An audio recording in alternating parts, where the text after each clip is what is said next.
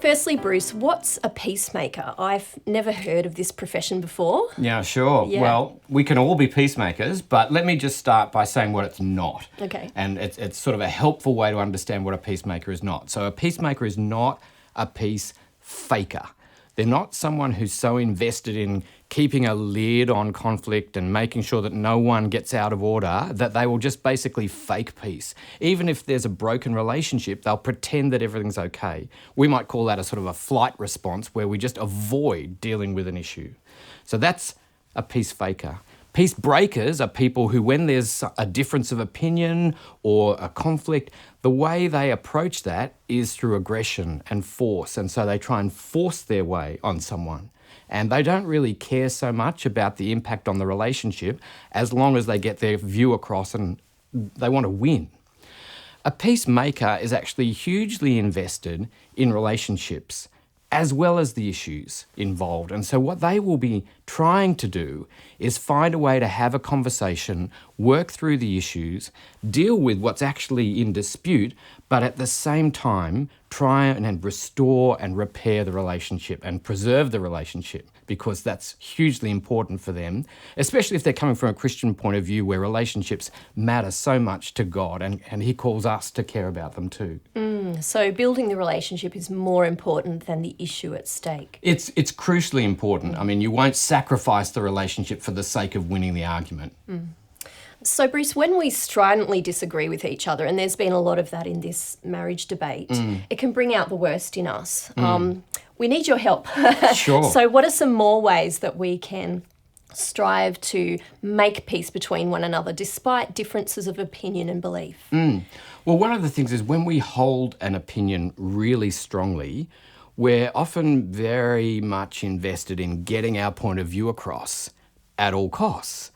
But what that can typically do is mean that we don't listen well, and we can get easily angry, and we can actually, engage heavily. And what that does is actually shuts down the discussion. So there's actually a verse from James 1:19. In the Bible? That's Yep. right. And it calls us to actually be quick to listen, slow to speak, and slow to get angry. Now, those three little tips are hugely helpful. If you think about when you're having a conversation with someone, if you feel like they're not listening to you, then you tend to get more aggravated and aggressive. And it works the other way around. So if we actually listen well and we can reflect back, okay, this is what I'm hearing you saying, or you believe this and this is why, then you actually show respect and you create a safe place for that conversation. Even if people are saying things that you think are not only wrong, but perhaps even offensive, don't get angry. As soon as people get angry, that shuts the conversation down. And so listen well and respectfully. And if there's something that we can agree with, let's not just focus on what we disagree with. Let's focus on what we do agree with. Even if we think about the marriage debate, there would be people on both sides of the campaign who would say that it's really important to have a respectful debate. It's really important to understand why people believe the things that they do, because they're deeply held views. And so if we listen well, that creates a place of respect where a helpful conversation can take place. So listening can actually defuse and de-escalate a conflict in a way. We're given 2 ears and 1 mouth. Yeah. And so that's not by accident, I think. And so, oftentimes what we're doing is we're preparing what we're going to say next instead of actually listening to what the other person is saying in that moment and seeing, is there something there that I can agree with, or is there something that helps me understand how I can explain my view in a way that will be more meaningful to them. A lot of us, I think, get scared and frightened of causing a conflict, and especially if we've been raised in families where, you tiptoe around issues and that sort of thing. What would you say to someone that's afraid of even causing tension or disagreement? Yeah, I think that there is a conscious choice involved in how you approach the issue of responding to a conflict situation. It's easy in the short term to run away and say, look, I'm just not going to rock the boat. But the long-term cost of that is that a relationship then lacks that actual openness and honesty and integrity and the ability to say, look, this is who I am. This is what I believe. I'm not, just because I disagree with you doesn't mean I don't love you. Just because I disagree with you doesn't mean that you're not precious in my life. You are.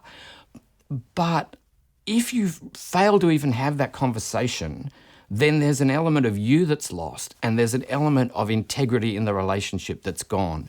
And it will always be less than a full and open and honest relationship if we run away from having the difficult conversations.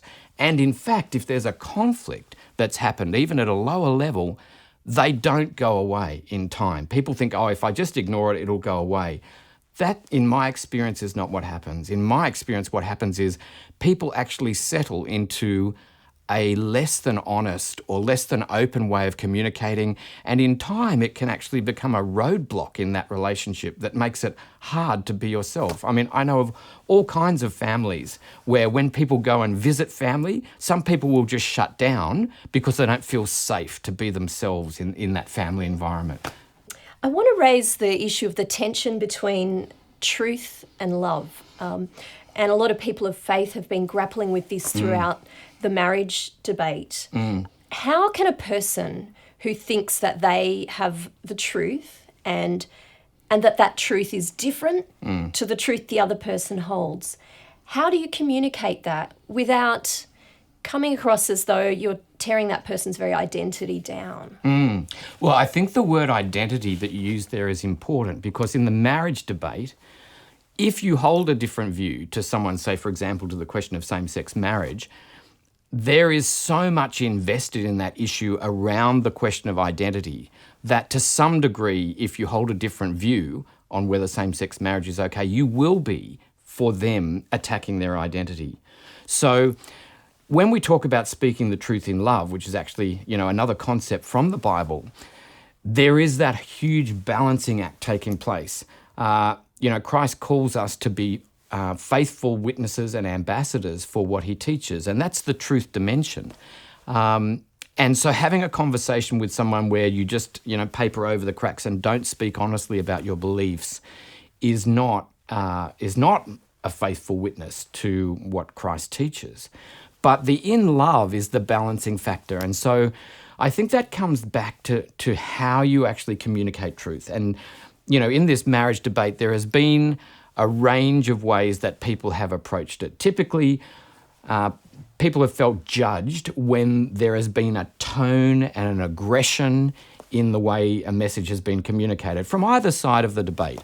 There was a recent Q&A that happened on this very topic. And what was interesting was to see the spectrum of especially the way people in the audience communicated their views. Some people were very respectful, even when talking to panel members whom they strongly disagreed with. Others, there was such aggression in the way the question was asked that it felt like the person who was going to answer the question had already basically been judged and condemned as not a good person because they held a different view. So it's about tone, it's about being calm, it's about listening well, it's about acknowledging, as we said, where there are things that we can agree. And it's also recognizing that we might end with a position where we have different views. I've seen workplace environments where the employer presents a very strong view in favour of a particular position on marriage equality. And people in that workplace therefore sit under the ambit of, well, this is what my employer says. Is it safe for me to actually say what I believe, or am I going to, be pilloried for that? And so really I would say in all of these kinds of conversations, it's trying to remain calm and respectful. It's trying to actually especially not judge the other person. Part of loving and being an expression of Jesus' love is that we care for all people. Every single person is precious in God's eyes. And we want to reflect that whatever a person believes, whatever their lifestyle, we still consider them precious in God's eyes. And we still believe that God loves them. And we can have a different view on a social issue or even a moral issue. That doesn't mean that we don't love them as a person. And certainly it shouldn't reflect antagonism and aggression in the way that we communicate with them. Do you think there's a place for accepting or just holding on to the idea that also we just might be wrong. We might be, even though we believe that there is a truth that we hold on to, whatever way that might be, is there a sort of a humility in knowing, well, this is what I believe to be the truth right now, but maybe I'm wrong in some areas, and that's okay too. Wow, what an interesting question in the context of this debate. Yeah. I guess what I would say is, if we look back in history, there would be positions that the church has held on particular issues where, looking back, you'd say, well, that wasn't a right position. If we come to the present and even to a personal conversation between two people, I think that, yes, there's a humility that, a person could say, this is what I believe. However, it's always possible that I'm wrong. I think that there's a distinction between that, though, and I guess, core tenets of the faith, where you say, well, if you start saying, I think I could be wrong on these core tenets of the faith, then you sort of come to the point, well, what is your faith actually grounded upon? And so there's a distinction I would draw between core principles of Christian faith and then the outworkings of moral issues, which is, I would put marriage equality sort of in that bucket. I have a personal view on the issue, and I don't think I'm wrong on the issue, but the issue of humility that you've raised should be reflected in the way I talk about that, to say, well, this is what I believe, rather than I am 100% certain that I'm right and you're wrong, and therefore this is the way it should be. What's one final piece of advice you'd leave with us about navigating these difficult conversations that we're having right across Australia? Well, the piece of advice that I'd give is actually from the book of Romans in the Bible. Romans chapter 12, verse 18 says, if it's possible, as far as it depends on you, live at peace with everyone. And it's an amazing piece of advice because on the one hand, it recognises that it's not entirely within our power to live at peace with everyone. There are things where we can't control another person's response to a situation, but we can make every effort on our part to bring peace to a relationship. So in the context of that verse, I would say most of us operate on the assumption that if there's a strained relationship or even a broken relationship, well, there's time for that. I can get to that when I've got time. I want to just tell you a story of a case that I was involved in some years ago where there were multiple parties from actually multiple countries, and the conflict spanned generations. And we brought the parties together, and there was an amazing reconciliation that took place as a result of people owning their contribution, confessing, repenting, being forgiven. It was an absolutely beautiful reconciliation that took place. Wow. But the sobering part of the story is that not so very long after that reconciliation took place, one of the main people involved in that conflict tragically died. And had that reconciliation not taken place at that time, that person wouldn't be there to have that restored. So here's my piece of advice. Think of your own relationships. Think of your family. Think of your children, your parents. Think of friends who are close to you. And maybe it's a strained relationship at the moment. Don't wait. We actually don't know how long each of us is here on this earth. So I encourage you, make peace now.